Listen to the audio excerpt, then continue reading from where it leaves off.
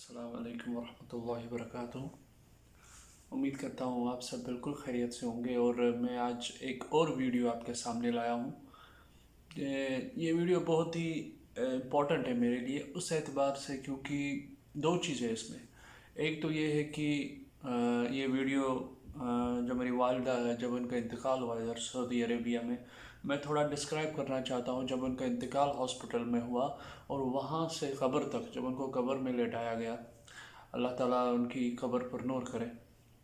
तो पूरा प्रोसेस क्या हुआ यहाँ सऊदी में, और इस जो सिलसिले में एक्चुअली मैं ये चीज़ आपको बताना चाहता हूँ कि स्पेशली हमारे कश्मीर में या सब कॉन्टिनेंट में हम मुस्लिम लोग जो है, हम थोड़ा सा अमेंडमेंट कैसे कर सकते हैं अपनी सोसाइटी में या अपनी मस्जिद से रिलेटेड कुछ और चीज़ें क्या ऐड कर सकते हैं अपनी कम्युनिटी में, जिससे हमारा जो कफन और दफन ये सब सिलसिला है ये थोड़ा थोड़ा इजी हो जाए।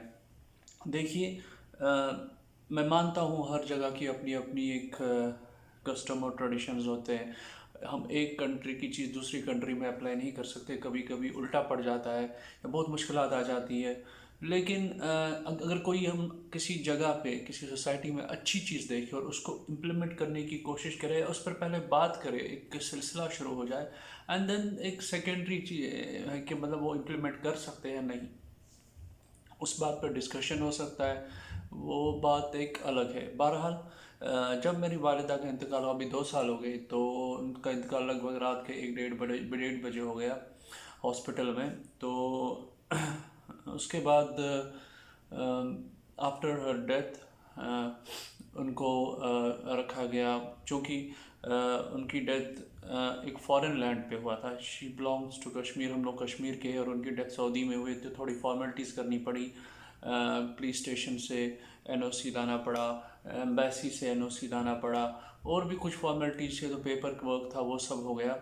जब वो कंप्लीट हो गया तो रात में उनका हुआ, और अगले दिन उनका रात में उनका इंतकाल हुआ, और अगले दिन उनका दफन हुआ, और उस अगले दिन असर की नमाज के बाद उनका दफन हो गया। और ड्यूरिंग दिस टाइम सारा प्रोसेस हम लोगों ने कंप्लीट किया।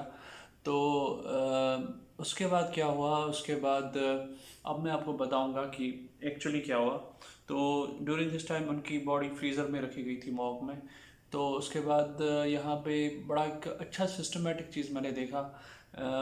जो ही सारी प्रोसेस कंप्लीट हो गई, हॉस्पिटल वालों ने एक और इदारे को फ़ोन किया जो इस कफन और दफन के सिलसिले को देखता है। उस इदारे से एक गाड़ी आई, एम्बुलेंस टाइप की गाड़ी थी वो, उसी पैटर्न उतनी बड़ी थी। तो वो आई, उसने वो बॉडी वहाँ से ली, और उन्होंने हम लोगों को बोला कि आप इस गाड़ी को, आपके पास गाड़ी है? हमने बोला जी है। तो बोला कि आप हमारी इस गाड़ी को फॉलो कीजिए। तो हम मैं, मेरे वालिद साहब और मेरे दोस्त जो कि डॉक्टर, यहाँ पे डॉक्टर उमर, बहुत हेल्प उन्होंने की, बहुत हेल्प ड्यूरिंग दिस टाइम। उस टाइम बहुत ही एक अजीब माहौल हो गया था, बड़ा मैं बहुत परेशान हो गया था, मेरे वालिद साहब बहुत परेशान हो गए थे, और डॉक्टर उमर ही acted as a saviour at that point of time for us, कि कैसे उन्होंने सारे फॉर्मेलिटीज़ कंप्लीट करवाई ये सब। अल्लाह ताला उनको इसका अजर खैर थे। बहरहाल तो उसके बाद क्या हुआ ड्यूरिंग दिस प्रोसेस, मैं ये कहना चाहता हूँ, मैं बोल गया डॉक्टर उमर कश्मीर से ही है। तो ये एक अच्छी चीज़ है अल्हम्दुलिल्लाह हम कश्मीरियों में, कि कश्मीरी जब भी अपने मुल्क के बाहर कश्मीरी को परेशान पाता है किसी हालत में, तो पूरी मदद करता है। तो ये अल्लाह ने हम लोगों को एक सिफत दी है। तो ये सिर्फ डॉक्टर उमर और मेरे बीच में नहीं, इस सऊदी में जितने भी कश्मीरी है, as a well knit community है, हर एक हर किस्म से मदद करता है। इनफैक्ट फ्रॉम एम्बेसी जब मुझे सर्टिफिकेट लानी पड़ी जिद्दा काउंसलेट से, उस टाइम अगर मैं जिद्दा काउंसलेट जाता और सर्टिफिकेट वहाँ से लाता तो बड़ी प्रॉब्लमेटिक चीज़ें हो जाती। तो शायद एक दिन और, क्योंकि मैं यहाँ बदर से जिद्दा जाना था, बदर में मेरी वालिदा का इंतकाल हुआ, तो 3.5 घंटे का सफ़र, फिर वहाँ शायद रात बितानी पड़ती क्योंकि एम्बेसी अगली मॉर्निंग खुलती, तो बहुत कॉम्प्लिकेटेड चीज़ हो जाती। 1-2 दिन और शायद बीत जाते हैं दफन के सिलसिले। तो वहाँ पे हमारे एक कश्मीरी भाई है, इशफाक भाई, तो उन्होंने बहुत ज़्यादा मदद किया। उन्होंने, वो खुद बेचारे वहाँ गए, पूरे दिन वहाँ पे पूरे 2-3 घंटे उन्होंने वहाँ एम्बेसी में बिताए। और उस टाइम कोविड का टाइम चल रहा था, तो वो उस टाइम एम्बेसी वाया व्हाट्सएप सारा काम कर रहे थे। तो व्हाट्सएप पे वो उन्होंने सारे डॉक्यूमेंट्स लाए, रखे, और मुझे यहाँ भेजा। तो अल्लाह ताला हम सब कश्मीरियों को ऐसे ही एक दूसरे की मदद करने की तौफीक अता फरमाए। बहरहाल मैं टॉपिक पे आ जाता हूँ वापस। तो उसके बाद वो बॉडी आगे ले गए। तो हमने उस गाड़ी को फॉलो किया। तो आगे मैं आपको वो विजुअल्स दिखाऊंगा, मतलब कहाँ पे क्या हुआ। वो वीडियो मैंने बनाया है कि उस जगह का। तो आप वो जो ही हम वो गए, तो वो गाड़ी एक बिल्डिंग के पास आ गई। वहाँ मस्जिद थी। मस्जिद के साथ एक और बड़ी बिल्डिंग थी, और कुछ छोटी छोटी बिल्डिंग्स थी। तो पूरा एक ही सहन में था, और पीछे मरगुजार था। तो ये सब वहाँ पे था। तो उसके बाद हमने वहाँ पे वो गाड़ी रोकी। और आगे आप देख लीजिए, आगे जो मैंने एक वीडियो बनाया है कि कहाँ पे क्या हुआ, उससे आपको पूरा क्लियर हो जाएगा। और जो ही वो वीडियो कंप्लीट हो जाएगा, मैं आपको आगे उसके बाद थोड़ा बात करूँगा कि हम कैसे वो चीज़ अपने यहाँ इम्प्लीमेंट कर सकते हैं। अस्सलाम वालेकुम रहमतुल्लाहि वबरकातुहू। जैसा मैंने कहा था, मैं उस जगह पे अभी हूँ। तो अभी मैं इस जगह पे पहुँच गया। मुझे बराबर वही मंज़र याद आया था जब वालिदा का इंतकाल हुआ था और फिर हमने उनको यहीं पे लिया था। तो क्या होता है कि वो जो मैंने आपको पहले बोला, जो इनकी गाड़ी होती है, वो जो डेड बॉडी है उसको यहाँ से लाती है। ये रोड है, तो यहाँ से आते हुए गाड़ी सीधा यहाँ पे चली जाती है। शटर अभी यहाँ पे डला हुआ, क्योंकि अभी यहाँ किसी का अभी क्योंकि बंद है अभी। तो ये वो शटर है, शटर खुल जाएगा, और शटर के बाद ये जो बिल्डिंग है आपको दिख रहा है, ये शटर है। ये शटर खुल जाएगा, गाड़ी अंदर चली जाएगी। और ये जो बिल्डिंग है, यहाँ पे अंदर लोग मौजूद होते हैं, जो कि औरतों का साइड है ये। तो इधर औरतें मौजूद होती हैं, वो अंदर गुस्ल देने के लिए तैयार होती है। सारा जो गुस्ल का जो सिस्टम होता है यहीं पे होता है। तो अंदर हो जाता है, यहाँ पे गुस्ल भी होता है, और यहाँ पे फिर वो पूरा कफन भी लगाते हैं। हमें कुछ लेना आना पड़ता बाज़ार से, सब मिनिस्ट्री की तरफ से ही होता है। तो ये सहन है इसका। और वहाँ पे फिर डेड बॉडी पे जो इतर लगा के फिर उसको रखा जाता है। ये देखिए, मैं आपको दिखाऊंगा नाम यहाँ पे, ये सब अंदर है।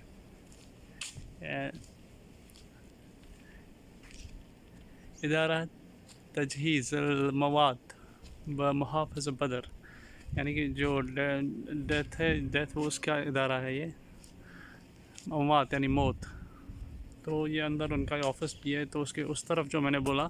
और वो डेड बॉडी किस पे रखते हैं ये लोग? ये डेड बॉडी ये लोग रखते हैं मतलब गुस्ल देने के टाइम एक बहुत बड़ी वॉश बेसिन जैसी होती है, स्टील की बनी हुई। उसमें शावर्स होते हैं, और शावर से धोते हैं, और पानी नीचे जैसे वॉश बेसिन में होता है चला जाता है। तो वहीं पे पूरा हो गया था। गुस्ल देने के बाद हम लोगों ने नमाज यहाँ पे पढ़ी थी। ये मस्जिद है, यहाँ पे वो आपको बड़ी मस्जिद दिख रही है। मस्जिद बहुत बड़ी है, उधर भी मैं ले जाऊँगा। तो फिर नमाज के बाद जल्दी हम लोगों ने, यहाँ से शटर खुल जाता है, ट्रॉली पे, बहुत बड़ी ट्रॉली, उस पर डेड बॉडी आ जाती है और यहाँ पे रखी जाती है जहाँ पे जनाजा होता है। ये एरिया है जहाँ पे जनाजा पड़ा जाता है, सारा एरिया। ये बिल्डिंग है जहाँ पे अंदर गुस्ल होते हैं, सारा गुस्ल यहीं से होता है। अमवाज मुहाफ़िज़ बदर, ये सब है जहाँ पे गुस्ल होता है। वही बिल्डिंग है, उसका दूसरा साइड है। यहाँ पे इनका छोटा सा ऑफिस है, और अंदर गेट कीपर होता है, और इनका ऑफिस है पूरा। और ये जो दीवार आप देख रहे हैं इस ऑफिस के उस तरफ से, दीवार जो पहाड़ों उसके साइड से दीवार, एक गेट भी है। ये मकबरा, ये लिखा हुआ है मकबरा। ये मकबरा अंदर मेरी वालिदा दफन है। अल्लाह ताला उनको जन्नत फिरदौस नसीब करे, और कब्र के अज़ाब से बचाए। जो भी यहाँ पे दफन है उनको कब्र के अज़ाब से बचाए। अस्सलाम वालेकुम रहमतुल्लाहि वबरकातुहू। तो ये वो जगह है जहाँ पे मेरी वालिदा दफन है अंदर। और दूसरे बहुत बड़ा कब्रिस्तान है ये ऊपर, ये जो रेत का पहाड़ इर्द गिर्द है इसके। तो चूँकि ये बंद है, मैं अंदर नहीं जा सकता, और ये सही भी नहीं है कि अंदर ये ऐसे वीडियो उठाए। ये जो जगह है यहाँ पे, ये रेस्टिंग प्लेस है उन लोगों के लिए जो आए हैं जनाजा पढ़ने के लिए। अंदर एक बहुत बड़ा रेस्टिंग रूम है, एसी अच्छे से लगे हुए हैं, तो जो जनाजे के लिए आते हैं उनको बाहर धूप में ना इंतज़ार करना पड़े, तो वो यहाँ पे वेट करते हैं अंदर। अंदर पानी का इंतज़ाम होता है, खजूर के इंतज़ाम होते हैं इनकी तरफ से, तो जो भी लोग आते हैं इधर जमा हो जाते हैं। कभी डिले होता है थोड़ा जनाजा, तो अंदर लोग एसी में कुर्सियाँ लगी हुई हैं वहाँ पे वेट करते हैं। और ये वो मस्जिद है जहाँ पे हम लोगों ने नमाज़ पढ़ी। बड़ी खूबसूरत मस्जिद है, अंदर बहुत बहुत खूबसूरत है, क्योंकि अभी सब बंद है यहाँ पे। ये देखिए फिर से मैं बताता हूँ, ये है वो बिल्डिंग जहाँ पे ये गुस्ल देते और कफन का इंतज़ाम करते, फिर यहीं पे आती है, यहाँ पे जनाजा होता है और यहाँ से डेड बॉडी यहाँ से अंदर ले जाते हैं लाश को और दफना देते हैं। और मैं आगे आपको बताऊँगा कि दफन करने के बाद ये लोग कार्ड एक देते हैं जिस पे कब्र नंबर लिखा होता है कि आपको कभी आना पड़े, क्योंकि सब कब्रें एक जैसी है, कहीं पे कोई टूम नहीं बना है, कहीं नाम नहीं लिखा है, सिर्फ नंबर्स है। तो ये क्या होता है कि कभी आप आए हैं तो आपको कब्र नंबर ये है, तो आप वहाँ ईज़ी हो जाएगा वहाँ तक जाना। तो ये मस्जिद जो है ये भी मैं आपको दिखाता चलो, बड़ी खूबसूरत सी मस्जिद है। ये पूरा एरिया है, सारा एरिया है ये। सुभान अल्लाह सुभान अल्लाह। जिस तरीके से ये लोग यहाँ पे इंतज़ाम करते हैं अपने लोगों के लिए, बहुत ही उम्दा है। अल्लाह ताला इनको जज़ाए खैर अता करे। और ये मस्जिद जो है, ये मस्जिद क्या नाम है मैं पढ़ूँगा, हो सकता है कभी आप लोग बदर आए तो आपको आसानी हो जाए यहाँ पे आने की। ये कौन सी जगह है, शायद आपको कभी देखना चाहिए कहाँ पे यहाँ पे ये पूरा ये गुस्ल होता है और कहाँ पे जनाजा और दफन सब कहाँ होता है। ये मस्जिद का नाम है जामिया इमाम मोहम्मद बिन अब्दुल वहाब रज़ी अल्लाह तआला अन्हा। ये देखिए, सबको पता है कितने ग्रेट स्कॉलर रह चुके हैं, कहने की ज़रूरत नहीं है, रहमतुल्लाह अलैह। जामिया मोहम्मद बिन अब्दुल वहाब रहमतुल्लाह अलैह।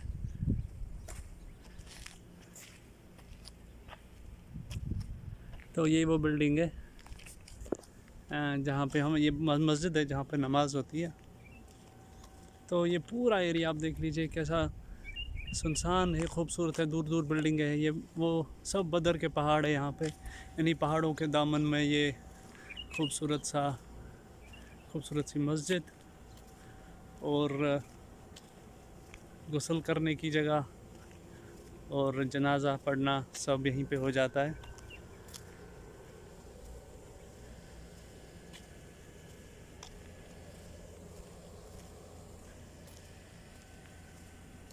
तो सब प्रोसेस यहाँ पे आपको बिल्कुल भी परेशानी नहीं होती है। जब मेरी वालिदा का वो गुस्ल किया तो वहाँ औरत ही थी, तो मैं अंदर नहीं गया, तो औरतों ने उनको गुस्ल दिया। जिनकी परमानेंट मुलाजिम होती हैं यहाँ पे औरतें, जो गुस्ल देते और कफन का इंतज़ाम करते हैं। और सारा कफन वफन लगाने के बाद, अतर लगा के न लगाने के बाद वहाँ पे वो बखूर जलाते हैं, बहुत अच्छी सी स्मेल होती है उसमें।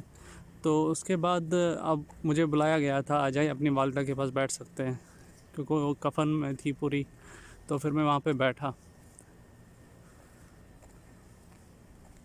तो मैं अकेला था, वो मेरी वालिदा थी और मैं था, बस बहुत इमोशनल मोमेंट था वो लास्ट टाइम मैंने उनको जब टच किया, लास्ट बट वन। उसके बाद आखिर बार मैंने उनको टच किया जब मैंने उनको कब्र में, जब हम ले गए, जब मैं उनको कब्र में लेटाया था, उस टाइम वो एक मोमेंट था। तो ये वो सारा मंज़र है।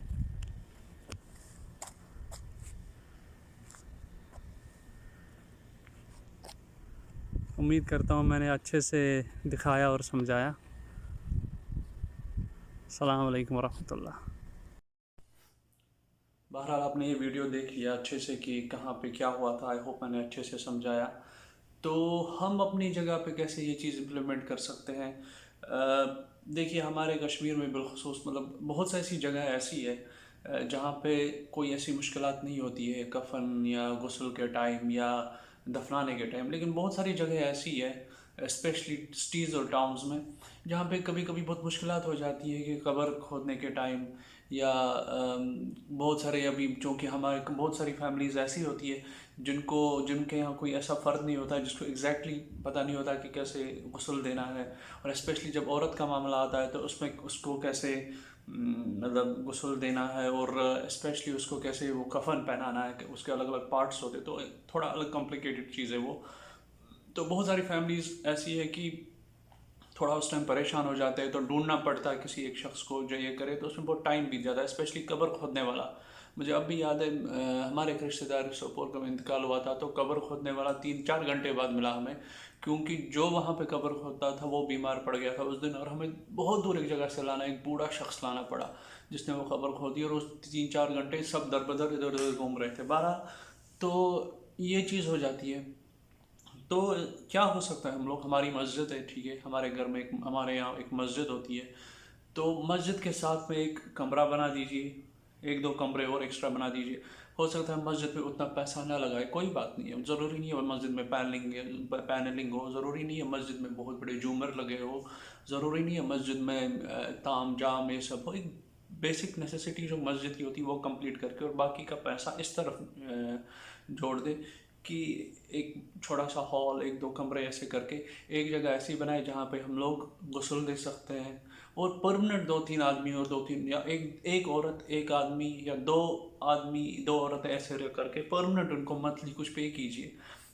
वो अपने ही मोहल्ले से हो, वो ट्रेनिंग लेंगे, हो सकता है उनको पहले ही पता हो कैसे गुस्ल देना है, कैसे ये सब प्रोसेस। और एक ऐसे इंसान को रखिए जो खबर खोदता हो, खबर खोदने वाला, वो भी उसी ऑफिस से जुड़ा होगा, मोहल्ला उनका सब खर्चा उठाएगा, उनकी जो सैलरी होगी, जैसे इमाम साहब की सैलरी निकलती है वैसे ही।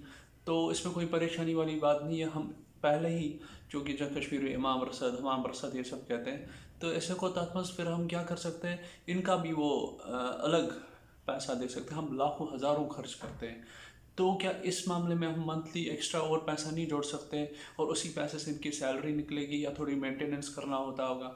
Not a big deal, not a big deal at all.